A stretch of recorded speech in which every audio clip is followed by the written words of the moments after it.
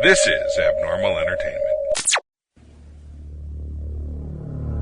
I am a real American, fight for the rights of every man.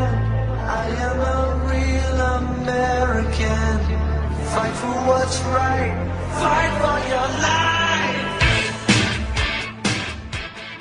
You're listening to the No Cry Zone, a progressive political podcast on the Abnormal Entertainment Network.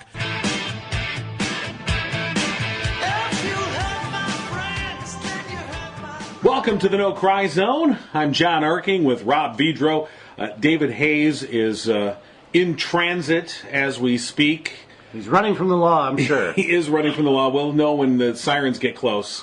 We hear the dogs barking that he will be here. But we do have a special guest. We have a lot to talk about today. Okay? Oh, my God. We have a lot to talk about. Normally, when we record this podcast, it seems like everything happens afterwards, like immediately afterwards. It seems like everything is happening immediately before and during. I think the administration just has their plate full and just can't wait until Friday every week. That's true. They have to get some shit out. Right. So, a lot to talk about today. Trump banning all transgendered people and anybody else he doesn't like. No gingers, no lefties. All of them out. Get out. Yeah, so baldies, you're gone. Fatties, get out of here. We'll see. So we have a lot to talk about. Of course, the main thing that's been absorbing a lot of our discussion nationally, internationally, and such is, of course, the healthcare debate and this attempt to rip down the Affordable Care Act and replace it with whatever they can throw on the wall and see what sticks. You know, if Republicans at this point who are voting for Republican do not see the big slap in the face from their own senators, I don't know what else will. Right. You know. Well, it's been the local grassroots activists that I think have kept this issue alive and made sure that it has been a fight and not just a steamroller. And we've got one of them on the line with us, of course. Gretchen Hertz from Indivisible 8 is with us. Hey, Gretchen. Hello. Hey, thanks you for joining us. We appreciate it. So you guys have an event planned this Saturday in Lansing. Why don't you tell us about that? Yes, so we have an event called Burn the Bill, and it started off as an event to burn the Senate's proposed health care bill.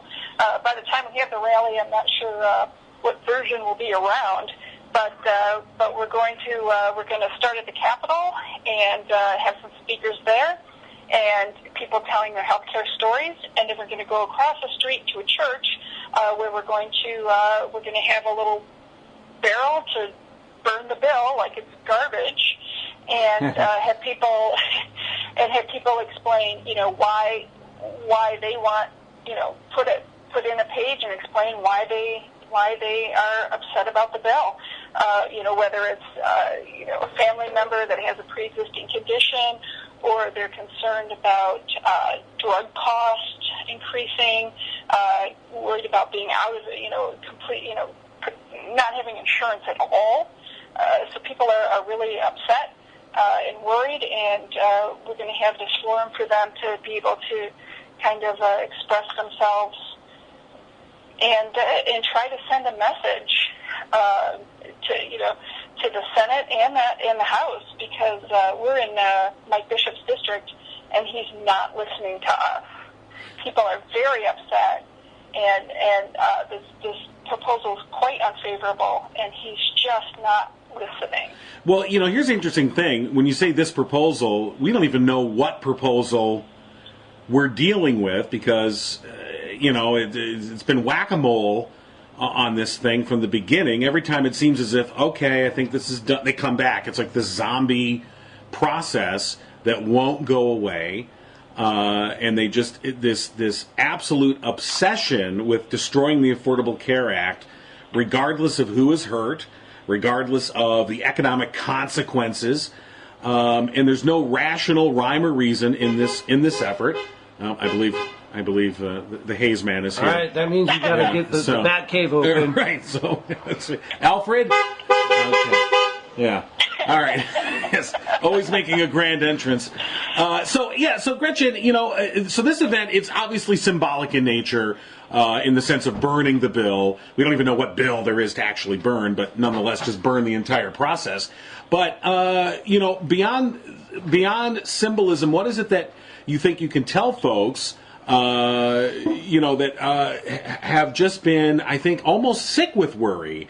Every time they turn on the TV and every time they get the latest update on this process, that they just don't feel like they can ever be safe. What's the best ways forward? I mean, obviously you want to see people come out and take part in like the event on Saturday and other things, but as far as actions that people can take that have concrete results, what do you suggest? Well, like you said, first we need to keep up the pressure and keep sending messages that we're not happy with what's going on. And I think that some of the voting we've had already, reflects the concerns of the constituents that, we didn't have an outright yes vote on the Senate's version, whatever that was, the Better Health Care bill. That didn't pass. So we need to continue the pressure so that the bill isn't passed in darkness when no one's watching. As far as concrete action going forward, I've been telling people, first of all, we need to, once this anti-gerrymandering petition comes out, we need to circulate it and get it on the ballot.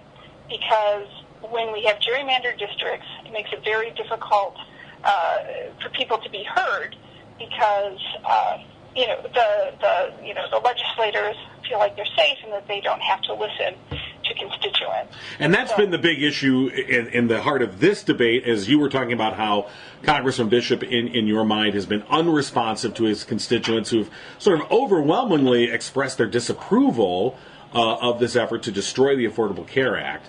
And so the process you're talking about, this anti-gerrymandering thing, we're going to start seeing these petitions when? We don't know yet. Actually, it got held up at the Bureau of Elections. Apparently, the petition language was submitted to them for review, to make sure that it complies with what the Bureau finds is sufficient for a petition. And at first they were told that it was going to be on hold for an unlimited amount of time, an unknown amount of time for the Bureau to review it. Of course, the Voters Not Politicians, the group that's been working on this anti-gerrymandering petition, was very upset about that and was trying to bring attention to this issue.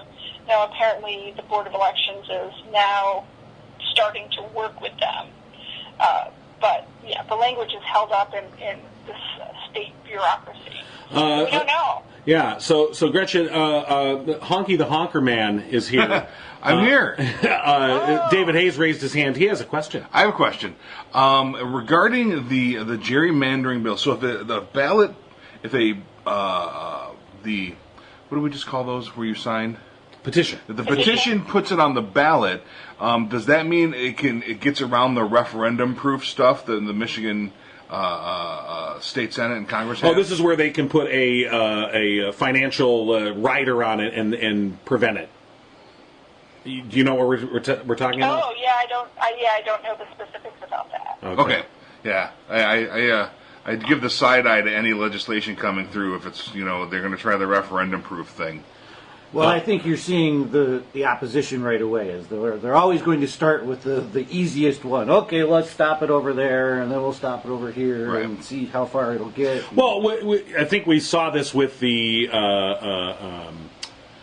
minimum wage, the state minimum wage, right, where there was a referendum to raise the state minimum wage to like $12 or something like that. And so the legislature was like, humana. So they went around it, and they passed, pretty much, they passed this, they moved it up $1, and I think it'll top out at about $10 in the next year. But then they made it referendum-proof by adding a financial rider to it, which means it's referendum-proof, and they're sort of doing this end run around the referendum. So always something to worry about, but... Anyway, so, all right, well, Gretchen, again, the rally this Saturday in Lansing, what time should people be gathering? So it starts at 9 o'clock. Okay, and where? It will be at the Capitol building. All right, so just on the front steps of the Capitol. Right. Okay. Yep. Big building where Grand River ends. Yeah, and so do our dreams and hopes. And then from there, you're going to move across the street to a church, and that's where this symbolic burning of this piece of crap legislation will take place. So, Yeah. And if people want more information, are there online resources they can go to? So on Facebook, we have an event. Just search for Burn the Bill. Or you can look on, Indivisible 8. Go to that webpage and on the events. Okay. It should be there. Awesome. All right, well, we wish you the best of luck. Post lots of pictures. Don't get arrested unless you need to. And No unless there's no civil disobedience. We're not getting arrested. Right. We have permits for everything. The police know we're going to be there. We have insurance for the burning. So we've covered all our bases. If you do get arrested, though, make sure it's for a good reason, like, something newsworthy. So are you guys excited? Do you like this idea? Do you think? Yeah. What do you think about Burn the Bill? I think it's I do like it. I like the visuals of it. I think will be very interesting. Being nighttime and the burning of this bill. What needs to kind of cement it all will be a good crowd. Yeah. So that is the thing that I think, because like you said, this continuous pressure on lawmakers that they're kind of looking over their shoulders, like, are they looking yet? Are they not looking now? Can we do it now? Right. So I think this process of keeping this up is, you can't overstate its importance. So Right. I think it's going to be, I think it's a great idea, and we hope that lots of people turn out and take part in this. So. And the tide goes all the way to 2018 too. I mean, Yeah. that's what we're really talking about. Is that's what it's going to take to Well, change these things is to get out the vote. Exactly, because even when this current process is over, it's clear that there'll be another attempt. There'll be They're another not attempt. giving up on this. They'll find some other way to, if nothing else, just stick it in. Even if they know that there's no hope of it passing, they'll still just some way to stick it. And I'm to the idea now is our message about that should be, what constituent are you working for? I mean, which one? I mean, how many are in your area and how many are benefiting from these things that you're Right. talking about? I'd say it's a very low percentage of his constituents in his area. Well, generally it's just him. Yeah, most of the So it's time. one. Well, I heard an interesting thing, and Gretchen, I would like to get your perspective on this. Interesting analogy in that when Trump pulled us out of the Paris Climate Accord, all of these local municipalities, governors and mayors across the country, basically stepped up and said, well, we're still going to follow it. Regardless Right. of what the federal government's doing, we're still moving forward with this. And the person I was listening to talk about this said, that's because they're much more beholden to their constituents, i.e. the voters, at the local level than the president is at the federal level. And part of this has to do with the gerrymandering, which you were talking about before.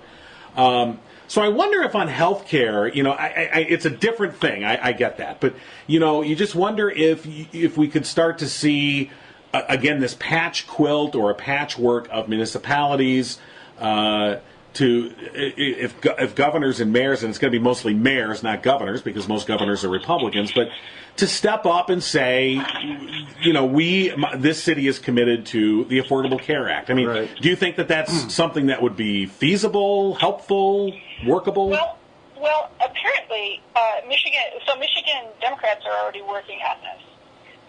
So apparently what happens is if, say, for instance, the Affordable Care Act is repealed, then Michigan, especially since Michigan did the Medicaid expansion, then Michigan has to vote to make changes in its own law to reflect what's happened nationally. And the Democrats have a resolution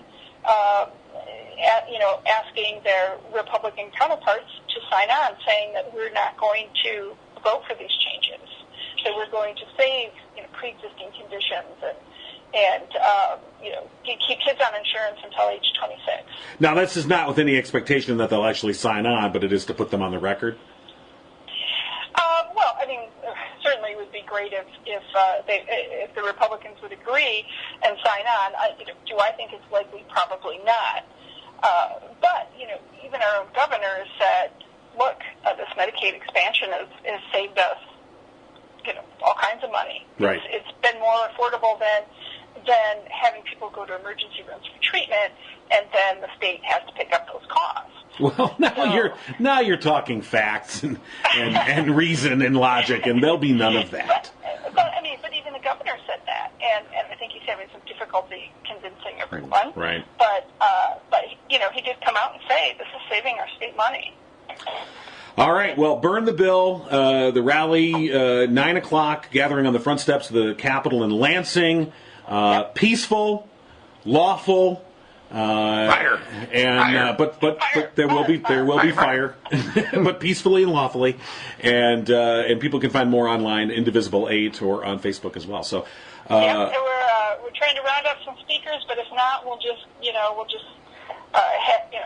certainly have people talking about the health care bill, but then we can add in some puns like, this is a hot topic, people are steaming mad, and Bishop is breaking up over the cold. Just do something. We're really hoping you find speakers then.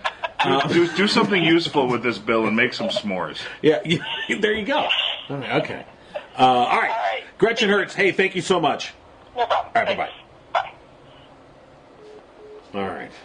If no one knew, I'm here. Yeah, hey, by the way, David's here. Thank you, David, and thank you, Gretchen. Yes. So to kind of the healthcare thing is still ongoing, so we'll see how this goes. But this week we saw we got the news that John McCain has this invasive brain tumor. Lots of people expressing sympathy. He then after getting his taxpayer-funded healthcare, gets on his taxpayer-funded airplane to fly out to Washington to then vote against.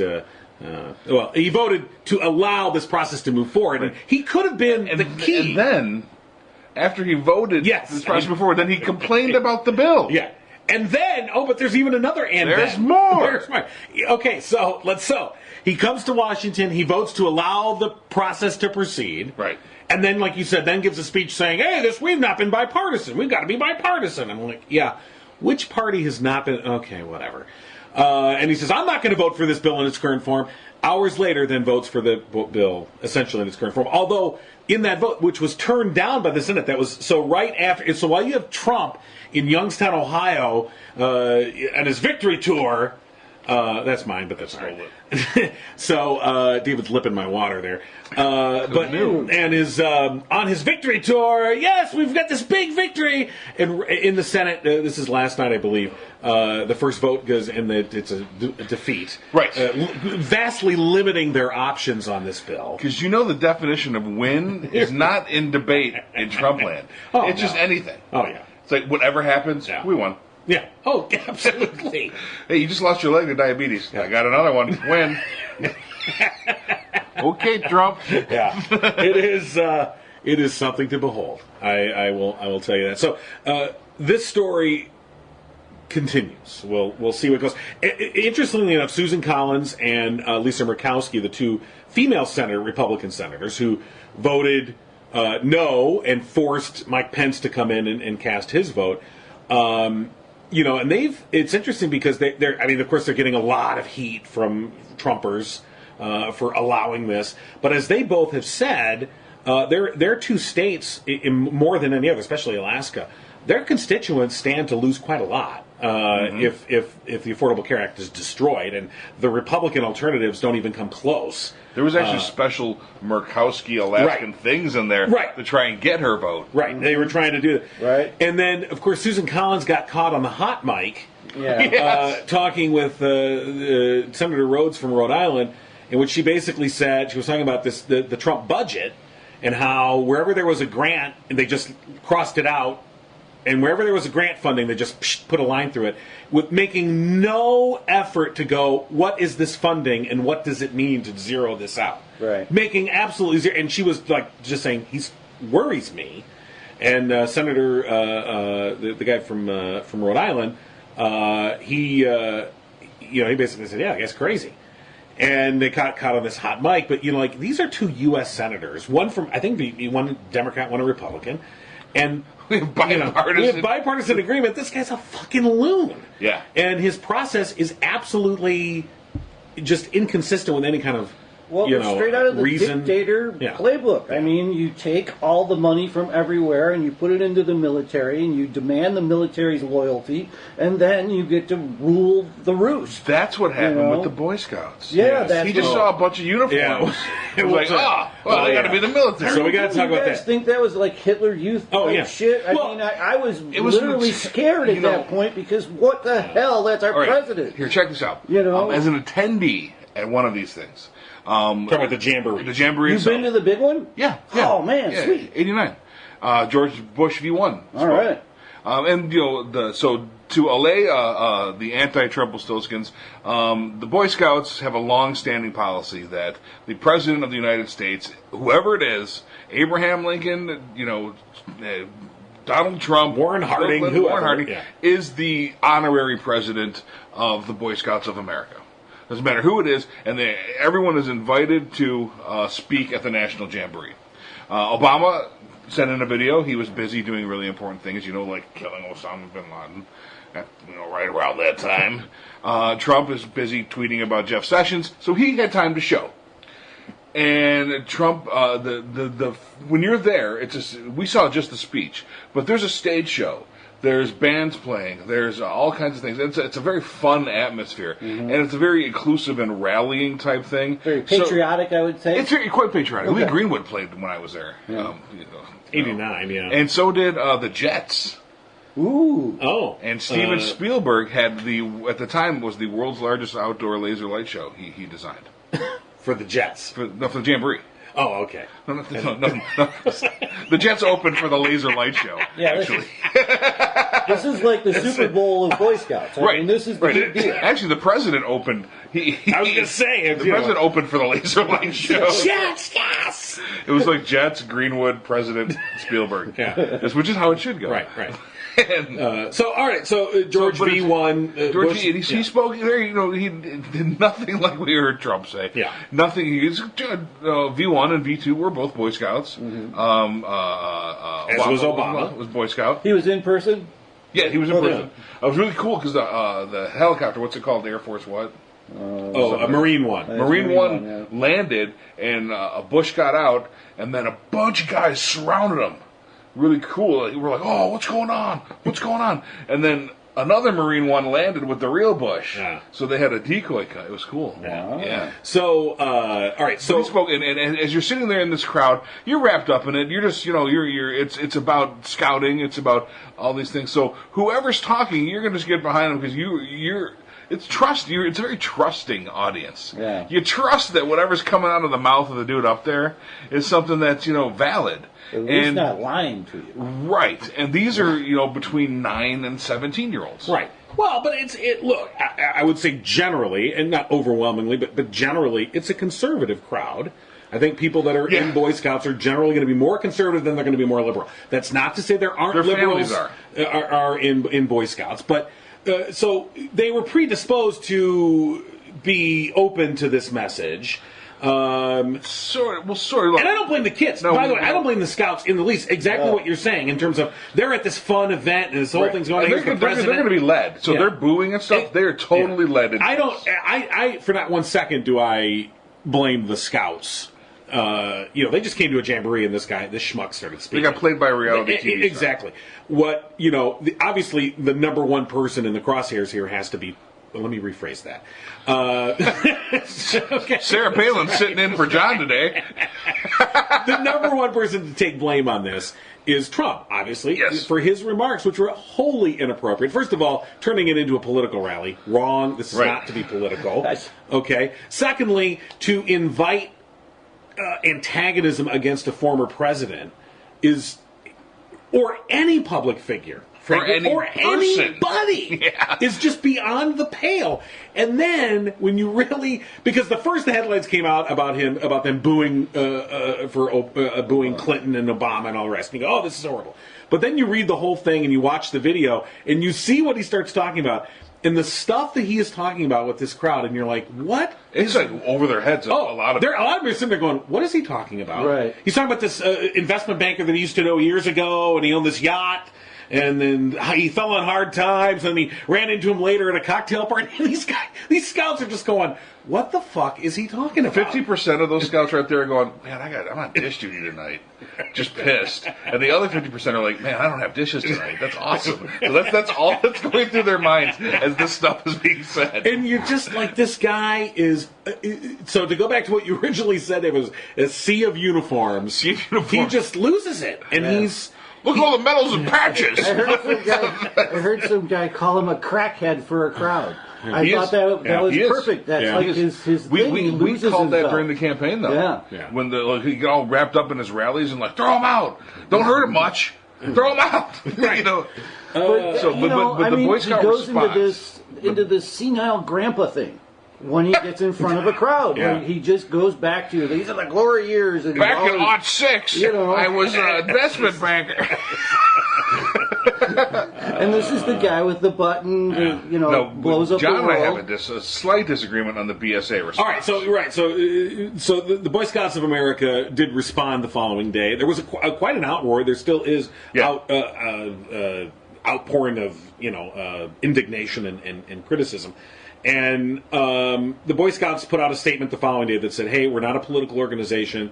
We do, as you said, the President of the United States by tradition has always been the president of this organization, honorary president of the or chair of the organization, and that they always receive an invitation. And that's pretty much all they said. Right. And my point I think that at best was adequate, but they should have and could have gone farther. No, they couldn't, and you described why. Yeah. A large group of those families are Trumpelstiltskins. Right. So they're going to be damned if they do, damned if they don't. Well, there's some information coming out today. So they took the middle road, which even if at the time the belief would be. I did not. No, I don't. I was not advocating that they denounce Trump. That would be too far. Yeah, I think that would be too. I was not. I thought they did well. They put it right squarely back on Trump. They did, and they said, "This is us." We have all kinds of people, all colors, all. And we bring every president. This is our president, and like this is what he is. He got the invite. This is what you got. All right, so the only thing I thought they should say, like I said, I didn't want them to denounce Trump. I didn't expect them to do that. I just thought if they could have added one more, an expression of regret that basically that this turned into something it wasn't. I don't know. There's a way to craft it. You can get a PR person on this and do it the right way. But by doing that, you're also you're taking sides then too. Okay, right. But true. We're learning today information that is kind of interesting. I'll just throw it out there to add to this. Please. So Randall Stephenson is the president of the Boy Scouts of America. Mm-hmm. He is also the chairman and chief executive of a little company called AT&T, which is trying to do this major merger, and they need with Time Warner, and they need Justice Department approval to get this merger to go through. So you have the head of the Boy Scouts who, you got this mega merger. They're basically trying to the Trump administration because they have lots of millions and billions of dollars to make. So he's not going to antagonize the president. I'm saying tomato on this one. I don't see the correlation because they wouldn't have come out with any statement at all of any. They have anything. No, I'm saying that the vanilla nature of the statement may have something to do with I think this. the vanilla nature of the statement goes hand in hand with the Boy Scout stance on everything ever. Yeah. Well, it's not. What about? Okay. Well, it's not about gays serving as Boy Scouts. Boy Scout leaders. They were completely against it. Right. And then they mitigated that. Right. After the outpouring of things, and what it took then was a large amount of scouts like myself and others who said we're mailing our medals back. Right. Well, I think there's a lot of folks that have said over this incident, either A, my kids aren't going to join Scouts or be Right. I'm pulling them out, or you're never getting any more money out of me. Right, so that's why they had to be really careful Yeah. with this. Because then there's the other one saying, well, if you come out against them, I'm pulling my kids. All right, but It's where's so the weird. but where's the line? The line is right where they had it. Okay. No, I'm saying the Real line. milquetoast. Where's the line with? Okay, so what Trump said, we all agree was inappropriate. Right. All right. So what if he had? I mean, he also swore. He said the word hell. I agree. That's Nah. But still, it was just inappropriate from start to finish. And what about if he had made a derogatory sexual comment? What if he had made a racial comment? And I know That we're is playing not- what if. I know we're playing what if. But that's not on the Boy Scouts. You That's know. on Trump. No, but I'm saying what I'm saying is no. But if he had, okay, think let's just go there. Let's just go there. He throws out the N-word. All right. So the Boy Scouts the next day go, we don't encourage the use Well, of see, the no, N-word. that's different. Okay. It's because right now. That's what I'm trying to get He at. didn't violate anything except good taste. I think he did. No, I think it was more than that. His very existence is a violation of good taste. There's that, and the political rhetoric. There's nothing to say that you can't go out and say, get people to chant against the sitting president. It's not done. It's in poor taste. It is in poor taste, to be sure, but it also does violate the Boy Scouts' own stated non-political nature. Which is what they just came out with. They're supposed to be. Don't you think? But it's not a Boy Scout. But and then let's mention that the fact that Trump was never a Boy Scout was shocking. He would just buy all his. Well, I badges. love the Trump with Stillskins that are saying, "Well, he went to he graduated with honors from a military school." Right. Like, do you read at all? He barely graduated from a military school. Well, that's the line that he put out was he came with honors. And don't you think that the statement in itself is the regret? I mean, they don't do The that fact with that every that That was big- how. Yes, that I agree that that's how that's how they put it forward. Right. But that's how in releasing it, they're hoping like read between the lines. Right. I'm saying I personally would have liked to have seen, and you can split this hair. I would have just liked to see just a shade more, not a denunciation, not Shade more shade. just a shade more shade. Okay, well, I think we're close on this, but nonetheless, I think what they said was adequate. It got the point across. It reiterated the stance of the Boy Scouts in direct opposition to what was said. You know what? The key is going to be the future. Yes. For the Boy Scouts. So the next time they have any speaker at any national event, much less a president, It's going to be the president. You know, they only have one national jamboree. Well, the jamboree is one thing, but I'm just saying, anytime if there's, we'll see if any incidents like this. Do you think anyone pays attention outside? No one would even know the No, I jamboree agree. was happening I totally if Trump agree. didn't I totally Hitler agree. Youth it. Yeah, that's true. Jamboree's going on. Oh, what's a jamboree? Jamboree. I guess that Isn't would that a Disney World? It's right next to That's the Morocco. country jamboree, It's isn't next it? to Morocco. Good times. Jamboree, Jumanji too. All right, so moving on. I want to talk about Jeff Sessions and why he hasn't just quit. now He's gonna stick it out. He's gonna stick it out. The funny thing is, he's gonna stick it out. It's almost because I'll show you. right. I mean, it seems like a big pissing match now. It Absolutely. really, why would he stay if you aren't going to screw the president over for screwing you? Why He would still you? won't though. I bet he won't. Well, and here's the thing, Trump. So of course, Trump continuing his to power tweet, somehow. continuing to speak publicly about his antagonism towards Jeff Sessions and the fact that he recused himself and allowed the appointment of Bob Mueller. The thing is that at this point, though, you've got very conservative senators who worked with Jeff Sessions, are friends of Jeff Sessions, like Richard Shelby of Alabama, who is a Trump supporter through and through, is the kind of guy that Trump can pretty much reliably count on. And now you've got Richard Shelby going, this is wrong what you're doing to your attorney general, i.e. my friend, Jeff Sessions, and you got to stop it. And Trump just can't. He's going to continue on. He's already lost the moderate Republicans, and we're seeing the results of that in this health care debate.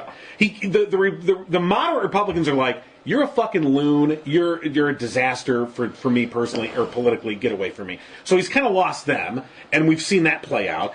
If he'd had any sense of actual political gamesmanship, they would have had so much done by now. Yeah. But he doesn't. And He doesn't want to now do that. he's going to lose the people that are firmly in his corner, like Richard Shelby, over this stupidity of just because he can't accept that he's not. And as someone put it, he's acting like he's in The Lion King, and I can't wait to be king, Right. and where he wants to just rule by fiat, and he can't understand this process by which people don't just do what he says. Does that make Obama Mufasa? I'm afraid to say. I don't know. Just It's a good Yes, answer. I think it's. Thank you for stalling he that. showed that. With the courts, he's shown that with the Congress. He's shown that with he Don't does see not with want Shelby to, though. The age-old truism. It doesn't matter to me till it happens to me. Yeah, that's I it. mean, you can make fun of anyone you want, Mr. President. I got your back. I'll toss your salad. I'll do whatever. Hey, that's my buddy. Right. Yeah. What's wrong? Yeah, that's it. No, that is absolutely it. But it shows the absolute abject, horrible political instincts of this guy. Yeah. At least and see, this is the thing. So at least If to a work Boy Scout with, speech did this. at least to work within the current political system. Right. It seems as if he is trying, hoping, praying that he can create some alternate political system. He's pulling a Bernie. Except not as subtle. Where and so in other words, by destroying the current system, and that he hopes to somehow be able to push through his other alternate Who's that? system. That's Bannon 101. Yeah, right there. exactly. It's a burn it down, and then you can build on top of it. burn it down and don't staff it back up. Right. And it's Well, still, I mean, all of it has to be ruled It's from still one understaffed. seat. There's still, I think low. there's 227 presidential appointed positions in the federal government. And all of those attorney generals, the state I think attorney generals, 59 of them have been filled. So, basically a fifth of them. Yeah. he is. And more than a fifth, but I don't do math. a fourth of them have been filled. What he has been excellently successful at is being this end-around guy where the Senate or whoever he's attacking has to come up with a new rule to fight him. Basically, that he's really good at that. With all of his court cases in the past, with all of his lawsuits, that's what he does. That's his motto, or his way he goes about it, is he'll end around you and see if he can get in the back door back to a safe place. But he does it poorly. He does it poorly, And but it he does doesn't it- matter. This- If there's no rule in place, that was the same thing with Hillary. Well, you've been there for 30 years. Why haven't you fixed the laws to do it better? That's what he plays on, is Right. that you've been doing this so long. If I can come in here and end around you, you're doing it shitty. That's his game. He plays that over and over His again. game is making it appear as if he's doing an end around. In other It words, might not the end around being that something is actually getting accomplished, even if it's beyond legality, beyond normalcy. Yeah. But it's not. Yeah, it could just He's- be on, bad taste. It could go past that scale and where Yeah. the world is upended by it, Yeah. And all of those things get him the upper hand in the negotiation, It's an endless. It's like in football. It's like an endless trap play. Where the halfback is just running around behind the line of scrimmage. I'm over here, and you're like, look at all the progress I'm making. You're like, the end zone's that way, idiot. And they just they're running sideline to sideline, going, look at all of this progress we're making. And you're like, but the end zone is over there. That's the we're working hard. Yeah. I mean, they're just running around that. And That's you're the just like, salesman too. Yeah. The salespeople will be excellent at running around and making look like they have a PowerPoint plan for you, and look at all the progress Yeah. we've got going on, and when really there hasn't been a brick laid on the project, and, Right. and you're Wow. just forking in more money. we finally did make some progress, though, with the appointment of the Mooch. So Scaramouche. back to your example, if the halfback had a couple of graphs at either sideline, he'd be running back and forth and real happy. So I think that's really what's happening here. Is we have to look at where Trump is coming up with these schemes. What is his real agenda? Watch what he does, not what he says. Right. Well, yeah, he doesn't do much of anything, so it's really easy to watch. Right. So the Mooch is in, Yeah. Scaramucci. Where does Spicy land? What's your prediction? Where does Spice Did you go? guys hear the story about him stealing a fridge? Would anybody Yes. that? Did anybody smell that? I looked at It was true. It was true. Yeah. The junior staffers wouldn't give up their mini fridge, so he went and took the mini fridge. Yeah. That's I wonder if they got it back. spicy. It's heavier now because Huckabee's in there. Right. Well, look, once Scaramucci quits or is fired or whatever, then we'll have finally the Spicy and Mooch TV show. Scaramouche. Trump's not going to fire him. He's going to go send him fishing without the kid. That's what's going to happen. Well, Fredo, go fishing. Yeah. All right. He made it through Sunday like unscathed though, didn't he? Yeah. I mean, everybody else he's thrown out there. Like there was that one guy. Everybody will respect the president's authority and almost got like the vein in his head coming out. Yeah. And Spicy went out there, and Huckabee she's just so slimy. Basically, she's her dad. Oh my God. He doesn't have that face yet. I think he really likes this guy, and this is going to be the new face of the president. Likes him. Oh God, likes him. He loves this guy. I mean, it's After he deleted those tweets. right. Well, that was then. This is now. I mean, look, there's stuff, and then there's me climbing to the Then there's top stuff. on these corpses, which obviously this guy is exactly what Trump wants. Somebody there is no loyalty except to him. Mm-hmm. So Trump doesn't care that this guy supported Obama and gave money in the past. And had these tweets, these anti-Trump tweets instead of these bad things or whatever. He doesn't give a shit about that. It's just, what are you doing for me now? And he's willing to go out there and chug the Kool-Aid, which is basically what the press things have come down to. Is just coming out. I'm just going to chug some Kool-Aid. Look. They're all chug. President is doing great. He is a wonderful man. He likes peanut butter.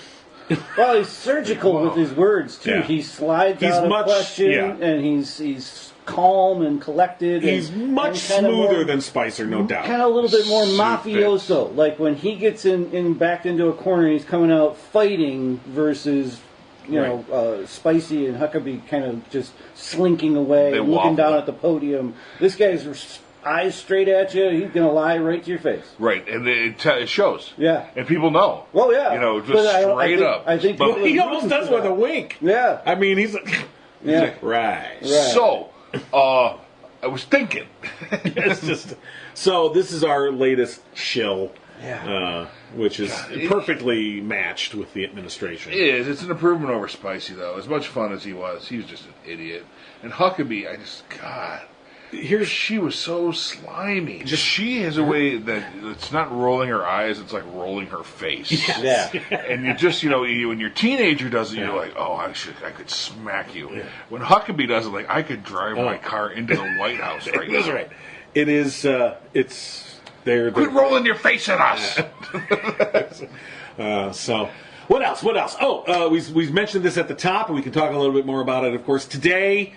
Commander-in-Chief Trump has banned all transgendered members of the military, which apparently a number up to 8,000 or 10,000 across the military, who've been serving under wraps, so to speak. There was an Obama policy that was supposed to go into effect July 1st.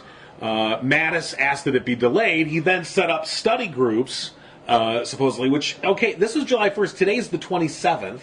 Or 26th, so really only 3 weeks into this study process, he asked that it be delayed indefinitely because they wanted to further study this implementation, which was a polite way for saying we're eventually going to get rid of this. But nonetheless, they go through the motions of setting up these study groups, and then just here comes Commander Twit. With the tweet. Yeah, with the tweet. Twat's tweeting. His twit shit. Basically just saying that, issuing his edict that there'll be no transgender members of the military. They can serve in no capacity. Right. No capacity. And the stated reason, because their medical bills will be too high. At most, $10 million. It was what was listed. Meanwhile, he wants to build this fucking wall. He wants to rip out a healthcare system that every, rational, fact-using agency says will cost us hundreds of millions of dollars to do. All right, but the pretense of we can't have transgender people in the military who have served honorably and a number in the thousands, and who knows what kind of positions that they are in the military, where they serve, some could be, in highly important positions who are just going to, nope, sorry, get out, you're done, pack it up. And so he undercuts his own Defense Department again. A slap to Mattis with a tweet. Again, and you just wonder, like, Mattis is like one of the only sane people in this administration. You just wonder at what point he's going to go, oh, fuck this. I mean, I agree with nothing that the guy wants to do, but at least he's competent. Right, and you have to wonder that if there is somebody in this administration that is a true patriot, and again, I don't agree with anything. I don't agree with his view of the world. Talking about Mattis. Yeah. I don't agree with his view of the world. I don't agree with his ideas of what the U.S. military should be doing. But he is a competent individual, and you almost feel like patriotism has to be him kind of knowing, we talked about this before, like, I can't quit because I'm the only guy. Who will fucking replace me? Like, what, Captain Crunch. I mean, spicy. They call Captain Crunch up from the bench. Right.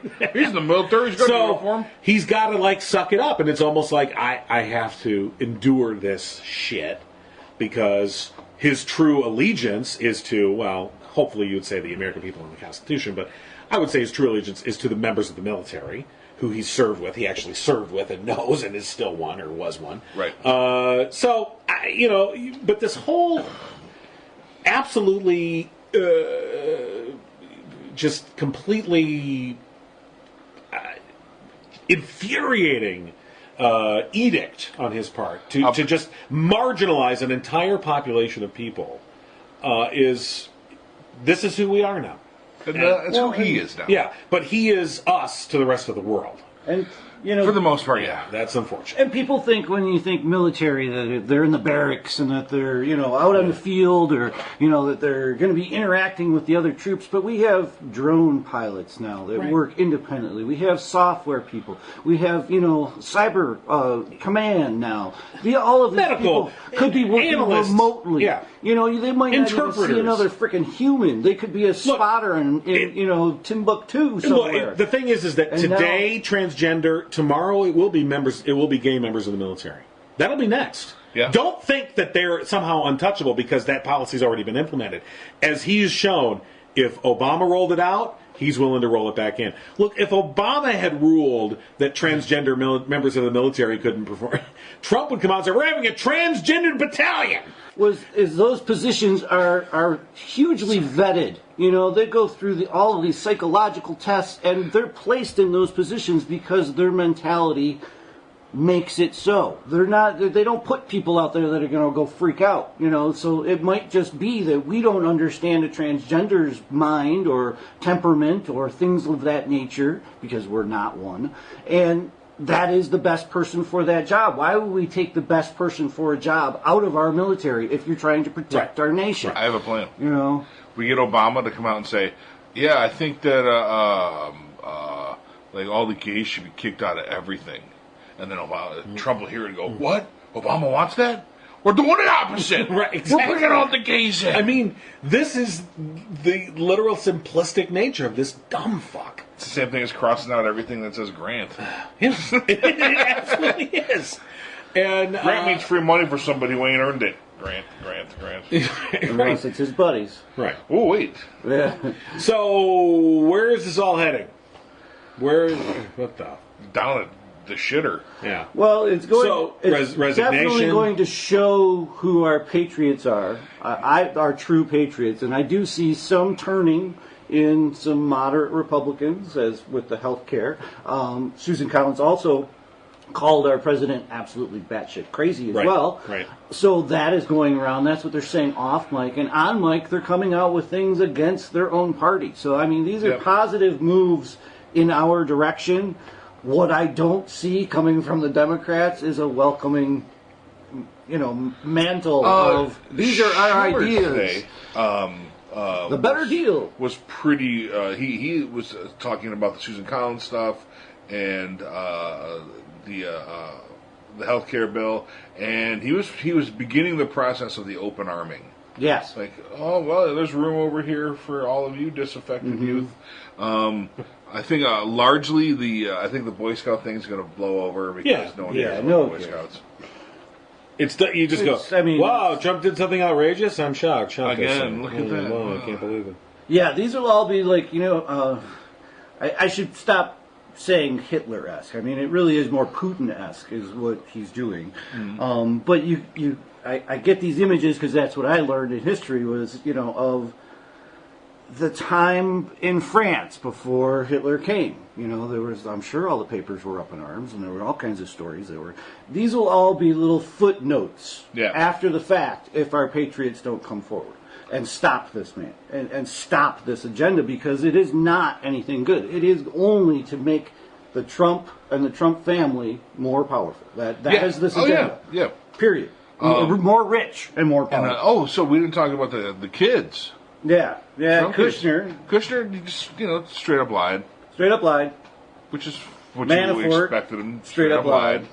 Saw the Grassley, a little bit of the Grassley hearing today, which was supposed to be those two publicly, and we're going to change that, and we're going to get these people out here that put the Steele dossier together, and we'll try and persecute them for all the wrongness in it. And he took it from an actual fact-finding mission to theatrics today. But anyway, those guys are stonewalling. They're not going to say anything. Right. They're not going to put up, they've got big money behind them, I'm sure. Tell them to shut the fuck up. Don't say a word, just like the other side. So that's what this is going to be for the whole summer, probably on to the winter. Yeah, is everybody saying, oh, shut up. And it's just wait for Mueller. And Intel flipping the coin Gingrich, in. And Gingrich was drip, drip, drip. proxying today on about the Mueller stuff. And he's just, taking the line. He's did you know that 98% of the Department of Justice donated to liberals and liberal causes? That's from Newt today on NPR. Wow.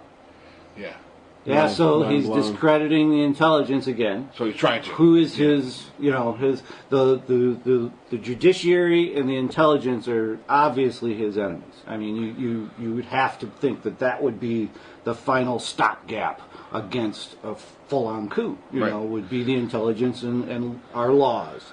And he is against them at all costs. The final stopgap were the Boy Scouts. We're the Boy Scouts, but that's why he's getting them on their side. He turned the Boy Scouts. Yeah. So now they all went to the dark side.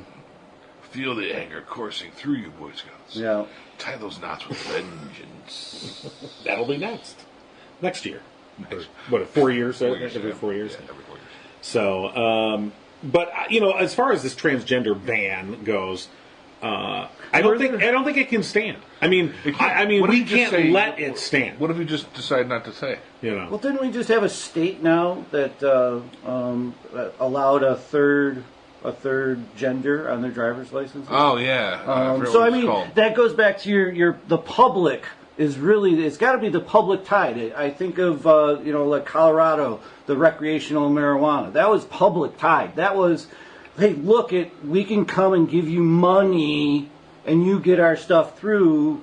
That was the public coming down or coming up from the bottom saying, we want this. It's not hurting anyone. We're going to go and do it anyway. Why don't you want some tax dollars out of it? And that kind of woke them up. So, that's got to be from all of these different angles. That's when the politicians get scared, is when they're completely against public opinion altogether. They'll finally cave because they can't get the votes to win the next time. I said this before. When the Republicans turn, it will happen fast. It'll be bam. They will turn. That's the only reason he chose the military. Because that's the only thing that's completely 100% under his control. Well, mostly the Pentagon, of course. Right. So I have to go through them, but he can do a military order. Well, an executive order. Look, the via tweet. The Achilles heel of a lot that Obama got done was he had to use executive orders to get it done because he had a Republican Congress that was absolutely determined to undermine him at every turn, despite the fact, and I know that the Trumpelstiltskins would say, well, that's exactly what the Democrats are doing now. But here's the thing. Here's the thing. I don't care what they say. So fuck them. Yeah. So but there's that. Nonetheless, when the Republicans finally decide that this guy is not only, and this is the sad thing, it's not going to be that they're going to realize he's bad for the country. They kind of already know that he is. It's when they realize that he's bad for their personal political futures. Agenda. That's when they'll turn. That's when they'll turn. Yep. And that's the sad thing, because I think the Republican Party is completely bankrupt now of any kind of moral high ground. And the same with evangelicals or any of these groups. Not that I gave them much credence before. Certainly saw the world much differently, but you were under the assumption that, well, they have their view, I have mine, and we'll win out in the battle of ideas. Right. And now it's like, no, you're completely morally bankrupt. So I'm under no obligation to, frankly, consider your opinions or whatever. I mean, you've completely shown yourselves to be without reason, logic, or merit. So, well, I mean, where does that leave us? Even after the Wild Wild West, John, we had to put it together. I mean, we had Jesse James killing people in saloons. We had those people were part of our population. We cannot just cut apart 30% of our population loose. I don't care who they are. But I don't. If they're the poor people, if they're Trump. I get what you're saying, but how do you bring them? How do you bring them in? We don't have to bring them in. What we have to do is just say what the hell we want. I mean, that's. Right. I mean, even with that's this what I'm saying. That's what I'm saying. Even with this healthcare issue, is like instead of us going out and just saying, "Oh, we're going to oppose," we should be saying, "We're opposing this. Here's our plan. This is what we're putting forward because." This sucks. This is much better. And all of these things should have that triangulation of power. And that's what the Democrats never do. They're either, doing their sit-in, but they never have like the plan. Oh, after our sit-in, we're going to come up with legislation that does X. That little extra little bit is always the thing that the right can jump on to say, oh, you're just name callers. You're just calling me bad. I have a plan, and it's the same thing we used to say about them, and now they're in power, so they get to say it about us. But the truth is, we don't. We're doing the same thing as the Republicans did by just opposing. We need to oppose and come up with, hey, get support out of the middle, because their party is so shattered right now, we could be pulling that. We could say, hey, we understand that you guys are doing this. We can only pull the people that are willing to accept facts. Right. We cannot pull people and you can't get who are immune. They're immune to facts. They're immune to them. But, like right now is Ryan. Let's just put it as Ryan. Ryan has a huge problem on his hand. He can't keep his own party together. So if Ryan was smart, he'd do a Tip O'Neill and shoot out of the middle to gain his power back. But he doesn't have the support because all we're doing is opposing and not putting forward anything that he can bring to the floor, for his moderates. Absolutely. So, I mean, it's one of those things that this is a game, and I do think it's a pendulum swing. And right now we've gone through two different pretty wide swinging pendulum swings. Mm-hmm. And right now they're realizing how hard it is to actually govern after winning that way. Now, and we need to bring it back towards us. And there's some things we're missing here. Yes, David. Okay. First and foremost is the Republicans and conservatives, some of them are not the only ones immune to facts. We have a large base of progressives and liberals that are immune to facts as well.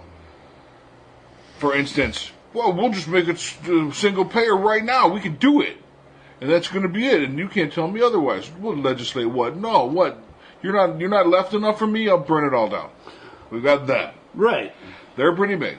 This middle we talk about, it's not as big as I think we think it is. No, I don't think so either. I think it's hard to cultivate too. Yeah. And it's the same exact thing that they've been burned on both sides now. Yeah, that they do about us is they think about that guy. They think about the Bernie cat guy who wants everybody, but the Democrats, I think, have done a very poor job of embracing some, but rejecting some, in a good-hearted manner. I think they've done a very poor job of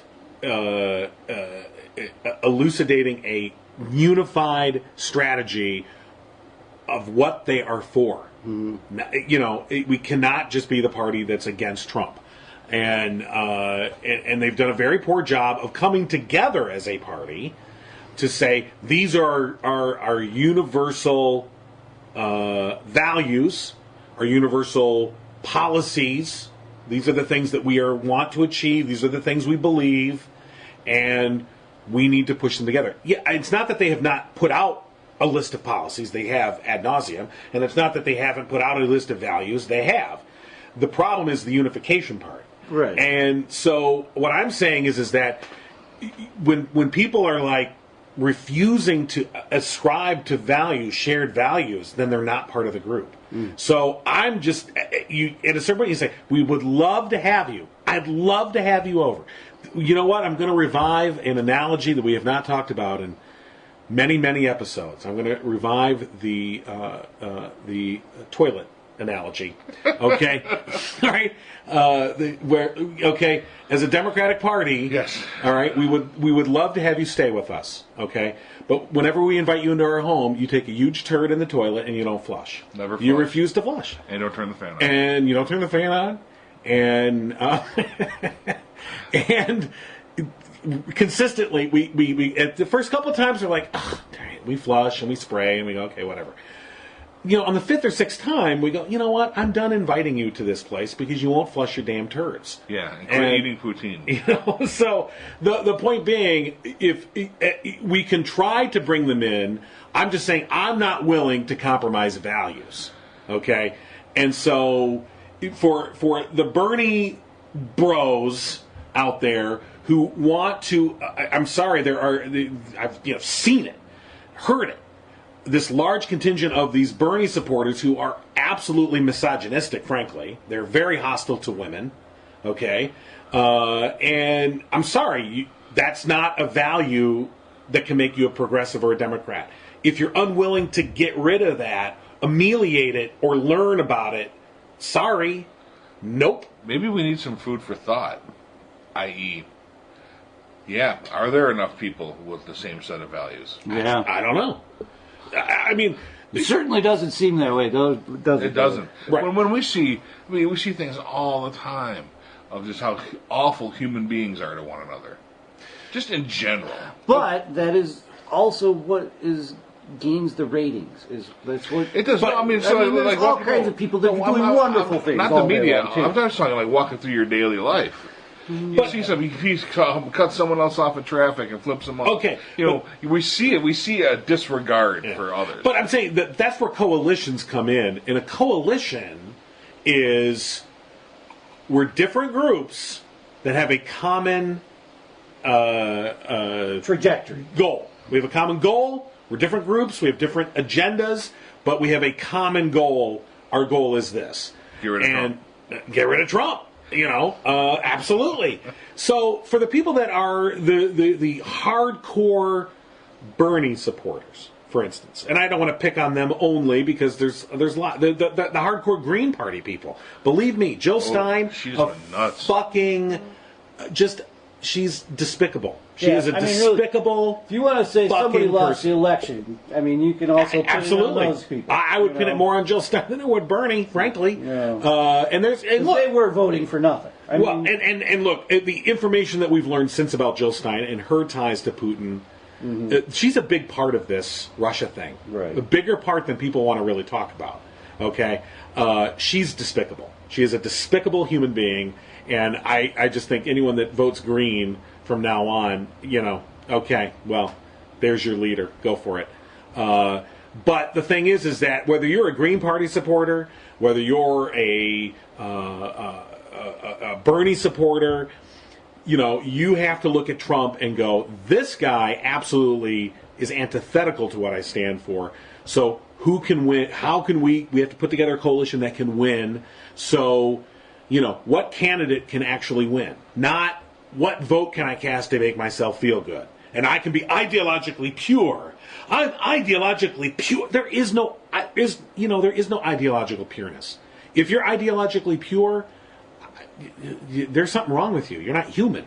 Right. I mean, I'm sorry. That's ridiculous. If you can't take input on a daily basis, you've got to be able to compromise. Yeah. Mm-hmm. You've got to be able to compromise. So for these folks coming into 2018 and then into 2020 that are, I won't vote for, the Democrat if they're not, all on board for free college and, universal payer. These are both things that I'd like to see, but I'm also cognizant of that you don't just snap your fingers and make them happen. Right. Is the term Democrat scorched earth at this point? Yeah, I don't know. Do we just need to rebrand?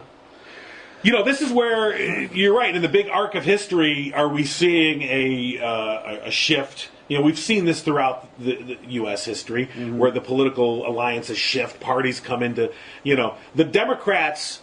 The party that's called the Democrats today is not the Democrats of the 19th century. Right. Same with the Republicans. The party that's called the Republican Party, it's not the same party as the party that originally started in Jackson, Michigan in 1856.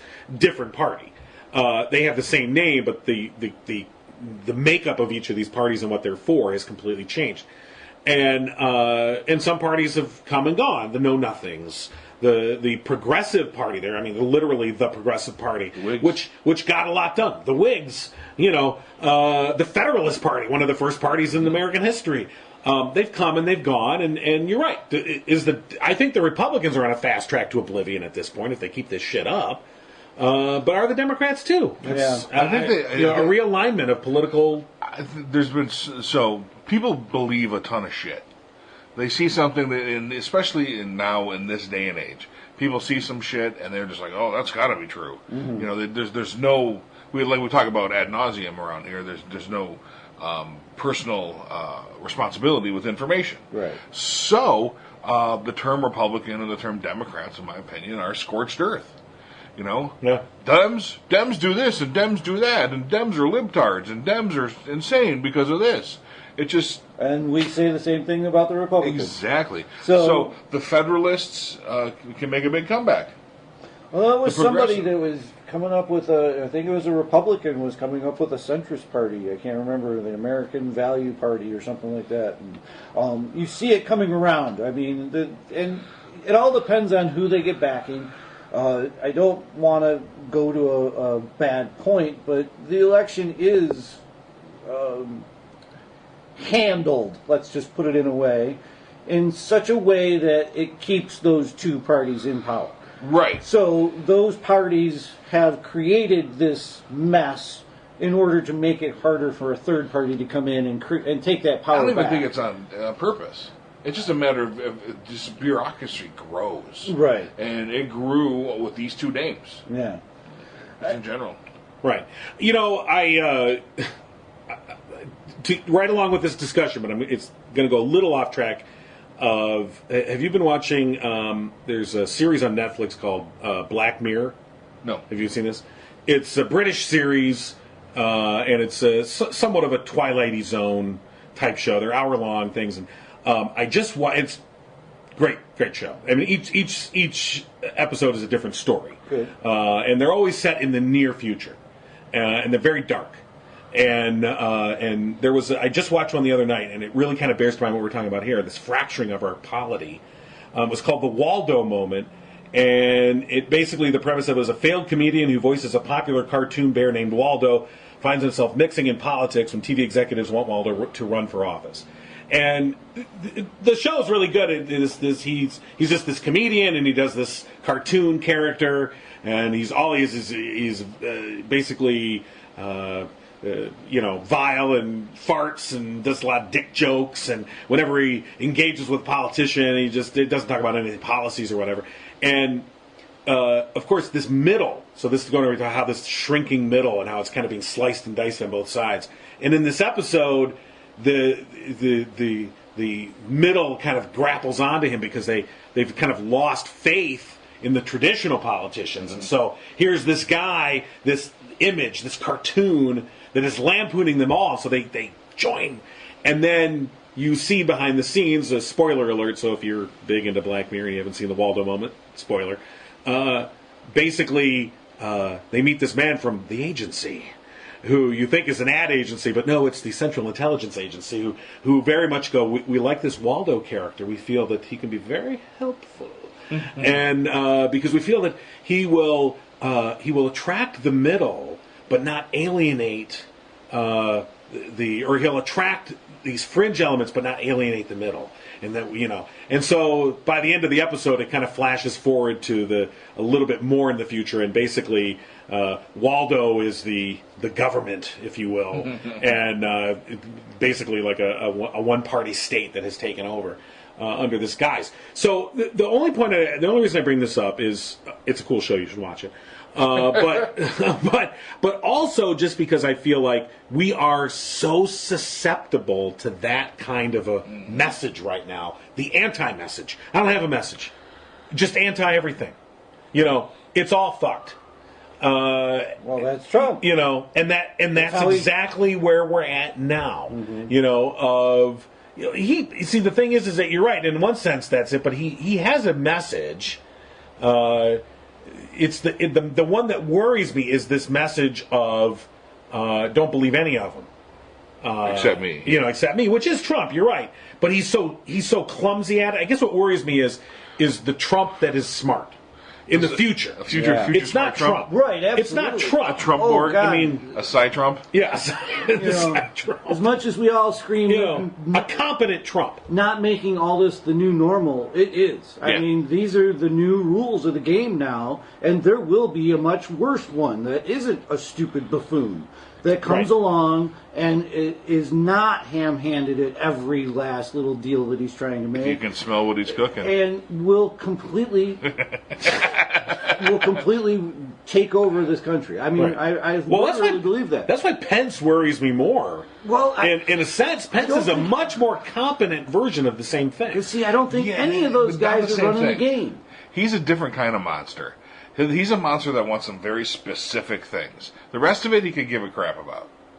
Like, I'm going to get God everywhere. And that's pretty much it. Right, and he will do anything to do that, and he needs unlimited funds to do that, and he's taking money from everywhere. I mean, that's really where it all comes down to, is these guys are only half the power.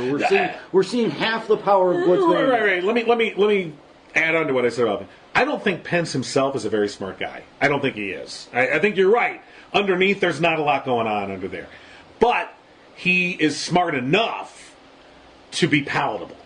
Okay? He's smart enough not to say outrageous things. Smart enough to fly under the radar. And he's also not smart enough to not be a puppet for somebody else. And he could very easily be used to great effect. Do you think Putin has a Punch and Judy with Trump and Pence, and they fight and then they kiss, right? And they fight and then they kiss. Well, I mean, I've said this. Right. Come here, Pence. Come here. I have to hit you. Right. You are sad. No, I'm not, Mr. No. Smooch. Fight. Smooch. Fight. Now you kiss over this Putin Tower right here. Tower. Oh yes. Pence, Trump, under my Putin Tower. We laugh because we really don't know what in the blue hell is he talking? He's jacking off with puppets of Trump and Putin. Just wanted you to say. Or Pence. That's the way you understand. And he never would, because you'll mess up your puppets. But we laugh, we read, but I bet you reality is far worse. It is. It's probably. He's saying someone make a video game. Why won't Kermit's mouth open? Wow. Because they fired the voice? Hit the button, John. You got to end with that. Hey everyone, today we're going to sing a little ditties for the kiddies. Yay! Sorry everyone, I think I had a frog in my throat. Shut your mouth. Try not to panic. Just shut your mouth. If you can do it. Shut your mouth. Try not to panic. Just shut your mouth. If you can do it. Just shut your mouth. Subscribe to the No Cry Zone on iTunes and Stitcher and at abnormalentertainment.com/NoCryZone. Find the No Cry Zone on Facebook and tweet at No Cry Zone. Email nocryzonepodcast@gmail.com. And for more podcasts, comics, books, movies, and more, head to abnormalentertainment.com. You've been listening to the Abnormal Entertainment Network.